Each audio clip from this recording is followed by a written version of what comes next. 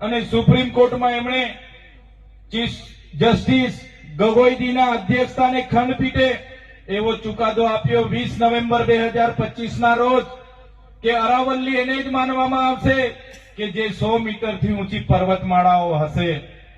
ત્યારે સાથીઓ, આ અરાવલ્લી ગુજરાત, રાજસ્થાન, હરિયાણા અને દિલ્હી નો આપણું કુદરતી કવચ છે। એને ખનીજ માફિયાઓને આપવા માટે 100 મીટરની વ્યાખ્યા બનાવવામાં આવી છે અને આ 100 મીટરની વ્યાખ્યામાં એમના ખનીજ માફિયાઓ, એમના ઉદ્યોગપતિઓ આવનારા દિવસોમાં આ વિસ્તારમાં આવે એના માટે આ સરકારે રેડ કાર્પેટ નાખી આપ્યા છે, રેડ કાર્પેટ પાથરી આપ્યા છે કે આવો તમે આ પહાડીઓને ડ્રિલિંગ કરો, ખનન કરો, આ નદીઓનો આ જળ જંગલ જમીન તમે લઈ જાઓ, તમે લૂંટો। એના માટે સરકાર એમના ઉદ્યોગપતિઓને અહીંયા બોલાવવા માંગે છે। ત્યારે આ સરકારને અમે કહેવા માંગીએ છીએ, આ પહાડો એ તમારી સરકારે બનાવેલા પહાડો નથી, આ પહાડો હજારો વર્ષથી અહીંયા અડીખમ ઉભા પહાડો છે।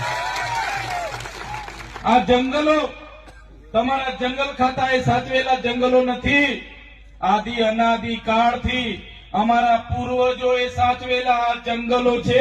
એ જંગલો અમે ક્યારે લૂંટવા નથી દેવાના।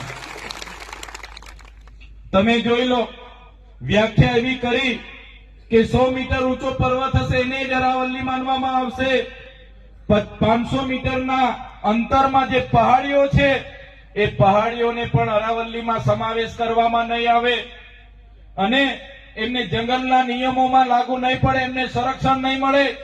વિચાર કરો, આ ઉદ્યોગપતિઓની નજરો આપણા પહાડો પર આવેલી છે, આપણા પહાડો જંગલો પર પડેલી છે।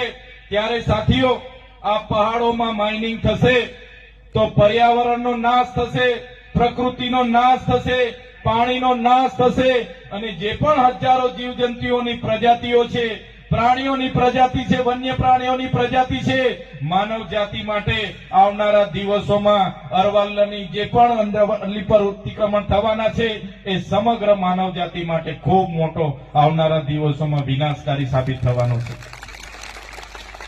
ત્યારે એમને બચાવવા માટે આજે રાજસ્થાનના લોકો આગળ આવ્યા છે।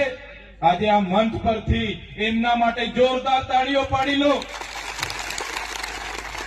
સાથે સાથે આ ક્રાંતિકારી અરવલ્લી અને સાબરકાંઠાની ભૂમિમાંથી એ રાજસ્થાનના, હરિયાણાના અને દિલ્હીના લોકોને અમે કહેવા માંગીએ છીએ કે અમે પણ ગુજરાતના તમામ